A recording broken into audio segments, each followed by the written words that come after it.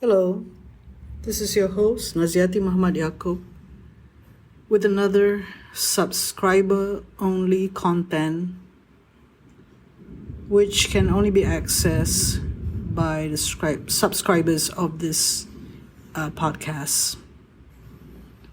A special feature which I started earlier talking about the identity of an architect, which in this case, it is about how soon do one recognize or accept or identify as an architect. Is it when you're 40 years old, when you're more established and you have done all that you need to do to get the experience that you need and set out on your own, or at the age of 35 when you have worked hard enough in an architecture company or a few and you want to strike out on your own, or at 30 when you had a few years under your belt and you can identify yourself as one, or at the age of 25 when you finish your master's course or about to, or at 20 when you start out in architecture school. Now, when exactly do you identify yourself as an architect? Why does this question come up is because it is an important milestone or some sort of realization, epiphany, or a moment when you realize, or several moments when you feel completely at ease of the idea of taking architecture or being an architect. And there are dreams, there are these ideas of feeling that this is something that I feel good about, and I'm going to go and pursue it more and more and go deeper, and basically you're being inspired by it all. It doesn't have to be external. It doesn't have to be that you are inspired by other architects. Just your sense of that you like this very much. You love this, or you're really into this. In a way that you're in love with it. Love being the idea of being an architect. It can happen when you're just about to start architecture. What happened to me was, if I could relate, I didn't want to do architecture, but my mother thought it was a good career to have. She has her own ideas. But I didn't have a choice but to take architecture in a way because I couldn't get into science, so I couldn't get into chemistry or something, and nuclear physics. I like to be a scientist. I find it fascinating. But I also like to draw, and I could draw very well figures.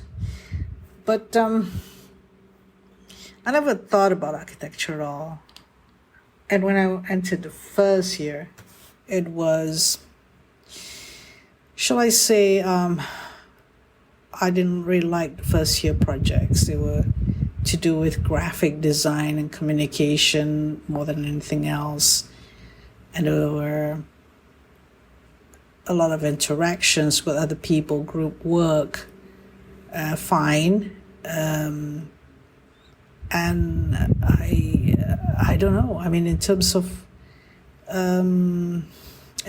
graphic communication, in terms of those exercises that they ask us to do in three-dimension, especially, like rhythm or compositions, like order, I find it like, oh yeah, okay. And then I don't find it exciting at all. I mean, I like craft. I like to put things together, but the whole endeavor is not for me.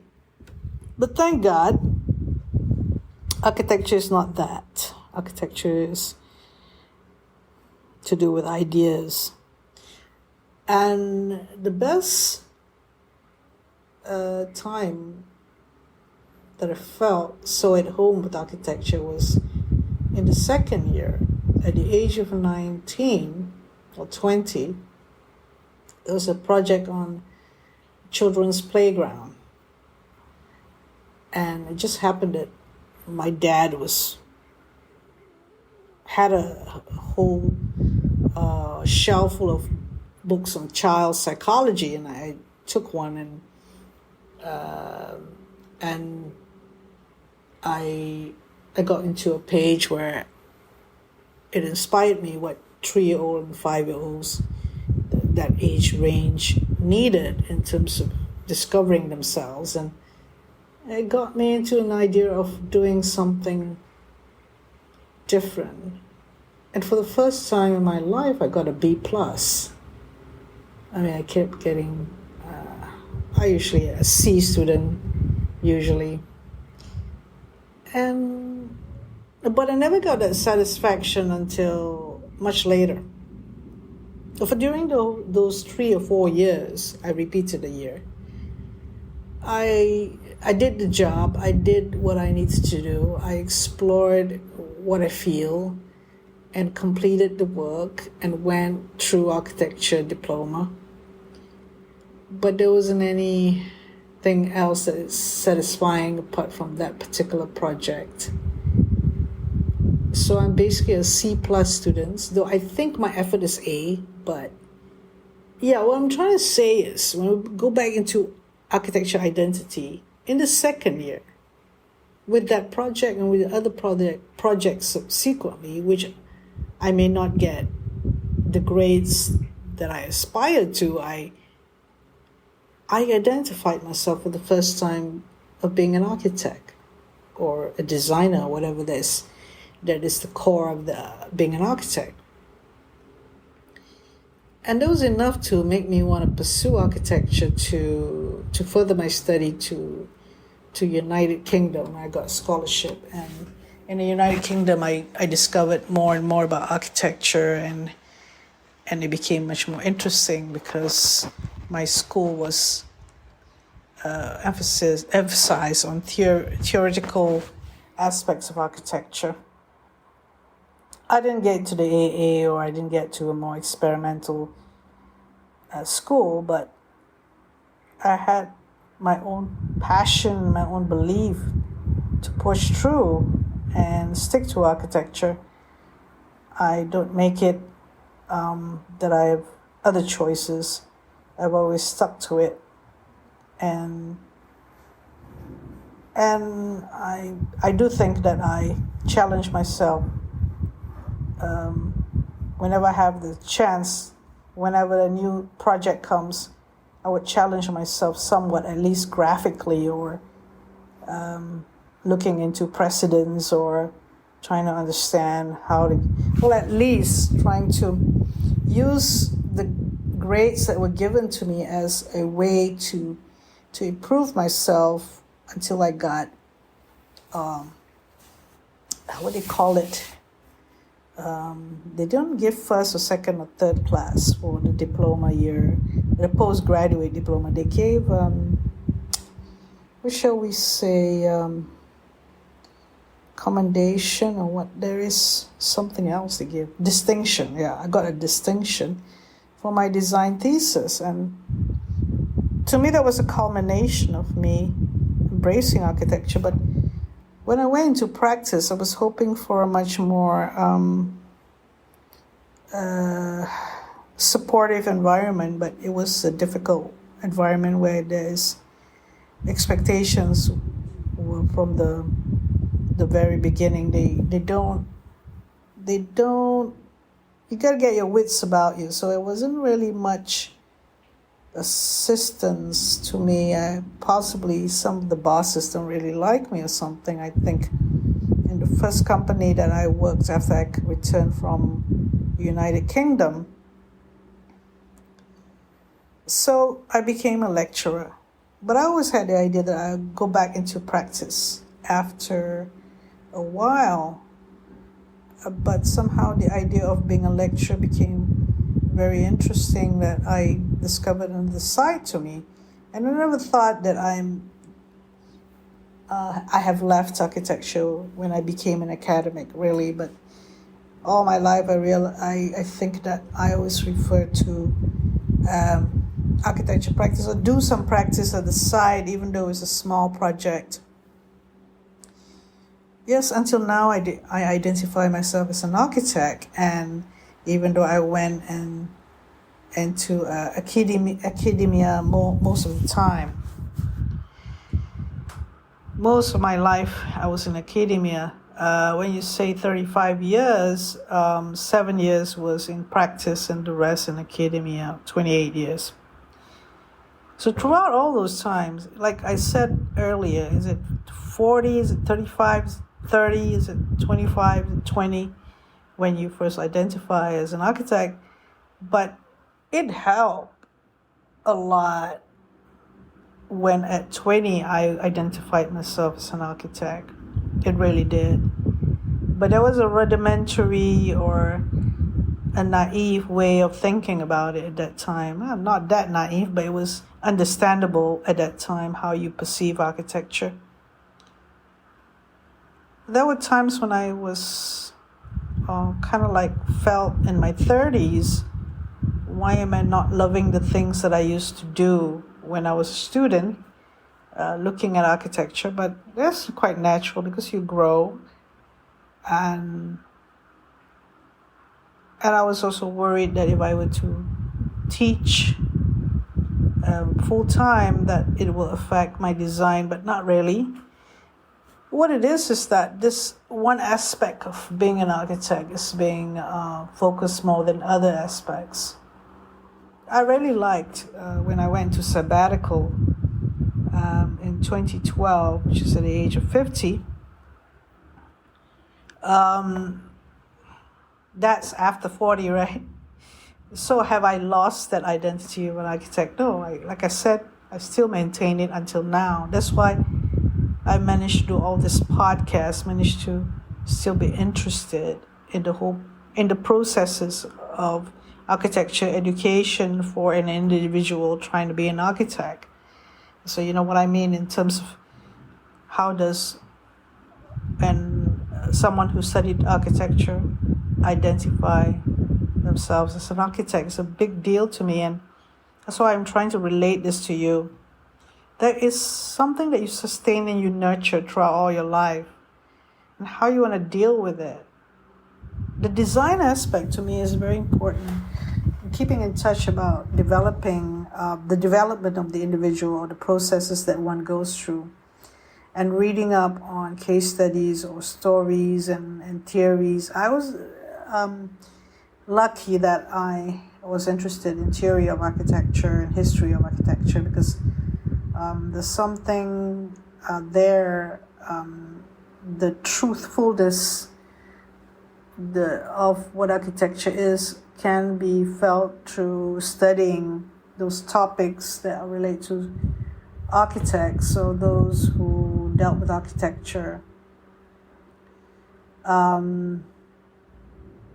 Right until I was retiring in a year's time, I was still teaching theory of architecture at the second year level, and it helped a lot. I mean,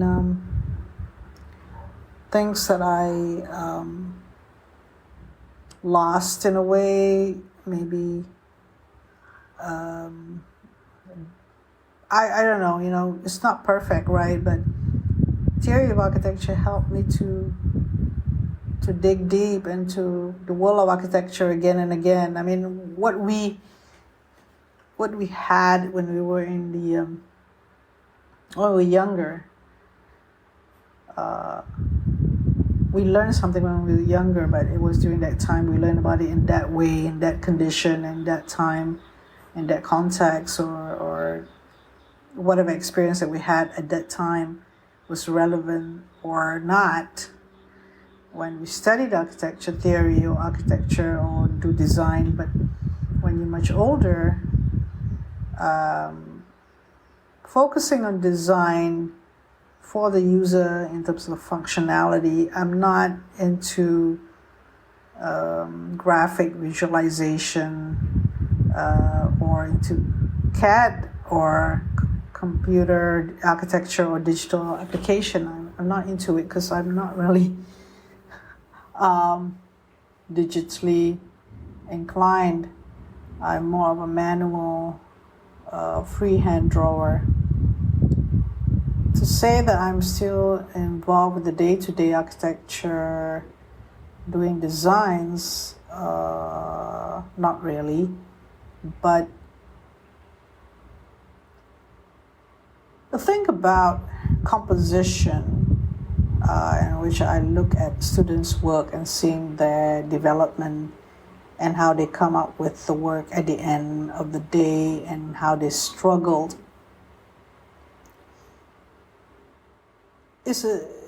I'm sure they come to some points where they're saying this is too much of work, or they doubt being in architecture, because it's not all about production. It's not all about architecture. Should be something that, the word should is being used again, but architecture could be something that give you that sense for you to express creatively. It may be a phrase that, this is not deep enough, but actually there's a lot of significance to the word creative expression, because you could use architecture not creatively. You could express, but you express it as how you perceive it should be, as if trying to fulfill expectations or fill in the blanks. People like to say that it's going through the motions, but I would like to say that without creative expressions, it's just expressions. When you talk about creative expression, you're going another level of investigation or exploration or challenge. Let us take students of architecture that did the project recently. When they stop asking questions, they only ask a certain level of question.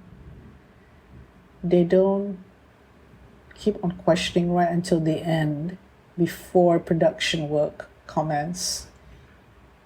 There's lack of depth. And the idea that you're questioning all the time helps you to design. And you, protect or care for that aspect of your endeavor, or for that aspect of how you exert or how you continue exploration, how you tackle your project. You keep on asking questions because you can still ask the question. Have you asked enough? I think that consistency that someone who loves architecture has, which is the tried and tested way of looking at how one is, not how one is talented, but how one is work hard for their vocation. The persistence to keep to the idea of you're an architect. It's not like you're consciously, I'm an architect, and consciously affirming every day that you're an architect and your architecture identity. We don't really ask this thing like this. This is just a conversation fodder, in a way, conversation piece of thinking about the architect's identity. What I like to conclude with this sort of monologue is the idea of the architect relates so much to a core idea or core identity of oneself. Close that identity of oneself with the idea of the architect, and somehow merge together the identity of self and the identity of the architect. That's not easy for one to let go of this identity. And one holds on it to it tightly as one progresses through life. It is associated with relationships that you have, possibly. If you're a company director or a design director, you have responsibility to the stakeholders of the business, obviously, which is kind of like make it a business or professional relationship of yourself to architecture. If you were on your own, struggling architect, sometimes you can see that architecture is not bringing in the money. When architecture becomes the business, then you need to separate yourself from the business and the love of architecture. At certain times of the day, you can take a pause or take a reflection or journal, creatively write something about how you feel about what was happening to you at that time. Often you could create a guide or some guidance notes for yourself to follow through, reaffirming again and again this identity that you have. It's not that conscious. It's a subconscious effort on your part to be in touch with your architecture identity. Well, apart from that, it is a long life thing, and I could identify with Louis Kahn as he was still thinking about the architecture that he's going to be building in another continent when he was on the way to a meeting or the other side of the world, bringing in his ideas and drawings, and suddenly collapse at Philadelphia train station or something like that. I could connect with what his desire, because at a later age did he only started to do designs or practice in earnest, as I recall. It wasn't even 40 years old, wasn't it? It's just 50 or 60 years old, and he managed to do what he wanted to do because maybe the confidence built. The confidence grew, and the confidence was built in a way that he knew how to negotiate. The end game was trying to build the architecture that he wanted. So that is his story. But we have different stories, each of us who identify ourselves as an architect. Like, I'm talking to myself, but you are hearing me out in a way that what I'm trying to say is that as an academic, I identify myself as an architect, which is not a professional registered architect, which is typically the type of architect that people seek out to get the job done, being an architect. This is something else. This is identity. Anyone could identify themselves as an architect if they want to. Like, in psychology or in, being mindful about how we describe ourselves, being aware.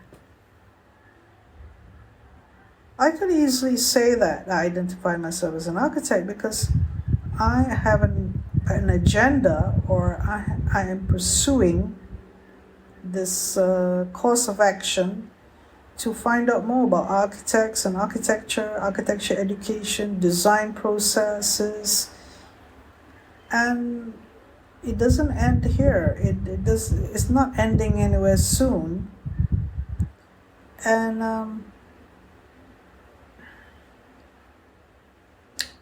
So it's still stuck after all these years. So I reckon this identity is one of the identities that I have that I really appreciate, because of this identity, I kept at it and I pursued it. And it has been the backbone, or something that I could rely on to refer to. My knowledge, my understanding of the experiences relating to it. And many of it is in academia, but the skills that I've gained, the knowledge, and still there are a lot more to be learned. Architecture can provide you with this second wind, or the third wind, or the fourth wind in trying to enjoy life and trying to discover life. Architecture affords that. And if we give up on architecture, we give up on an identity that we nurtured since we were young, it's a shame. I mean, it's kind of not shameful, but it's kind of like